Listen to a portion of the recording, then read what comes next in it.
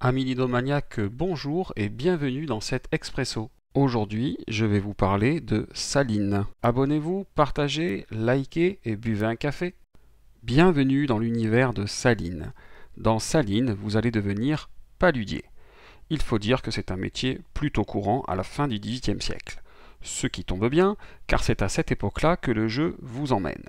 Alors, un paludier, c'est quoi, vous allez me dire? Eh bien, c'est un exploitant des marais salants. Son travail vise donc à récolter le sel.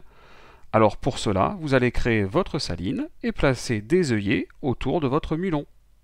Je sens que je vous ai perdu là. Bon, rassurez-vous, pour les termes techniques, tout est expliqué dans la règle. Et mieux encore, vous trouverez même à la fin un historique complet pour être encore plus dans l'ambiance du jeu. Et l'ambiance, on y est vite. Bien aidé par des dessins et des couleurs absolument magnifiques. On est transporté, on sent le soleil, on sent le vent, on sent la pluie, et puis on sent le sel, bien sûr. Vous voilà donc sur la place du village de Sellac, en bordure de l'océan Atlantique. Il va vous falloir gérer votre exploitation au mieux. Tous les matins, vous allez produire. Toute la journée, vous allez acheter, vendre et récolter. Et la nuit venue, comme il n'y a pas de repos pour les braves, toutes sortes d'événements pourront se produire. En bon gestionnaire, il vous faudra toujours avoir quelques liards en réserve, qui est la monnaie du jeu. Il vous faudra faire face aux aléas de la météo, et il vous faudra bien sûr vous acquitter de la gabelle, le très célèbre impôt sur le sel.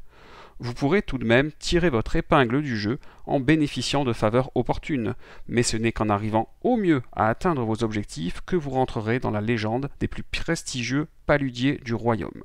En fin de partie, vos liards, vos objectifs, les faveurs que vous aurez su conserver précieusement et bien entendu les œillets qui composent votre saline vont vous rapporter des points qui, espérons-le, vous mèneront à la victoire.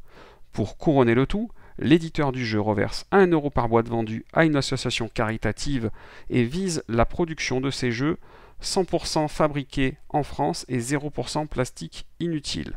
Et l'objectif est déjà presque atteint avec Saline. Merci de m'avoir suivi. Abonnez-vous, partagez, likez et finissez votre café.